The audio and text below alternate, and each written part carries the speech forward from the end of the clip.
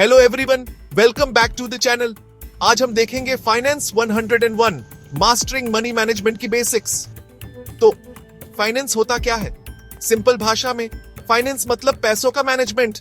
इसमें पैसों को यूज करना, इन्वेस्ट करना और सही तरीके से मैनेज करना आता है, चाहे वो लोगों के लिए हो, बिजनेस के लिए हो या फिर गवर्नमेंट के लिए। चलो फाइनेंस के 3 मेन टाइप्स देखते हैं: पर्सनल फाइनेंस, कॉर्पोरेट फाइनेंस और पब्लिक फाइनेंस। सबसे पहले पर्सनल फाइनेंस। ये आपकी इनकम, खर्चे, सेविंग्स, इन्वेस्टमेंट्स और इंश्योरेंस को मैनेज करने से रिलेटेड है। इसे ऐसे समझो, अपने या फैमिली के लेवल पर पैसों को हैंडल करना। बजटिंग की बात करें तो इनकम और खर्चों का बैलेंस होना बहुत जरूरी है।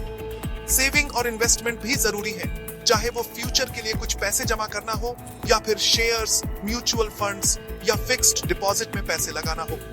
डेट मैनेजमेंट भी एक इंपॉर्टेंट पहलू है। लोन, क्रेडिट कार्ड्स और ईएमआई का ध्यान रखने से आप फाइनेंशियली हेल्दी रह सकते हैं। और रिटायरमेंट प्लानिंग मत भूलना, अभी से प्लानिंग शुरू करो ताकि फ्यूचर आरामदायक रहे। अब कॉर्पोरेट फाइनेंस, ये एक कंपनी के फाइनेंशियल प्लानिंग, फंडिंग और कैश फ्लो मैनेजमेंट से डील करता है।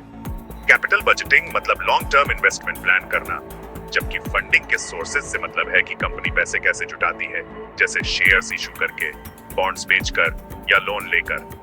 प्रॉफिट मैक्सिमाइजेशन का मतलब है स्मार्ट फाइनेंशियल डिसीजन लेकर बिजनेस का प्रॉफिट बढ़ाना। लास्ट, पब्लिक फाइनेंस ये बताता है कि गवर्नमेंट अपने पैसे कैसे मैनेज करती है, बजटिंग और टैक्सेशन से लेकर गवर्नमेंट डेट को हैंडल करने तक। अब फाइनेंस के कुछ की प्रिंसिपल्स देखते हैं। पहला, टाइम वैल्यू ऑफ मनी। आज का 1 रुपया फ्यूचर के 1 रुपये से ज्यादा कीमती है, क्योंकि आप इसे इन्वेस्ट करके इसकी वैल्यू बढ़ा सकते हैं। रिस्क और रिटर्न, जितना ज्यादा रिटर्न मिलेगा उतना ज्यादा रिस्क भी होगा। डाइवर्सिफिकेशन मतलब अपने इन्वेस्टमेंट्स को अलग अलग एसेट्स में फैलाना ताकि रिस्क कम हो।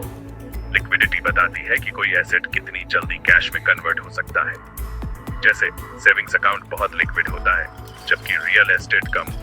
और आखिर में फाइनेंस पर कंट्रोल का मतलब है लॉन्ग टर्म बेनिफिट्स के लिए फाइनेंशियल डिसीजन समझदारी से लेना। फाइनेंस के की कंपोनेंट्स भी देख लेते हैं। इसमें इन्वेस्टमेंट्स जैसे स्टॉक्स, बॉन्ड्स, रियल एस्टेट और म्यूचुअल फंड्स आते हैं। बैंकिंग सर्विसेज में सेविंग्स अकाउंट्स, फिक्स्ड डिपॉजिट्स और लोन आते हैं। इंश्योरेंस में लाइफ, हेल्थ और व्हीकल इंश्योरेंस शामिल है।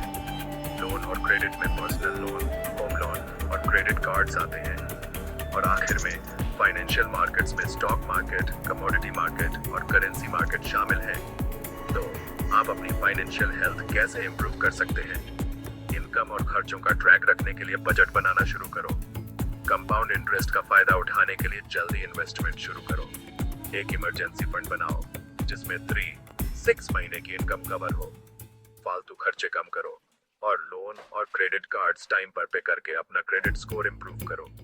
सही इंश्योरेंस लो और पैसे बचाने के लिए टैक्स की प्लानिंग अच्छे से करो। कुल मिलाकर फाइनेंस समझना हर किसी के लिए जरूरी है।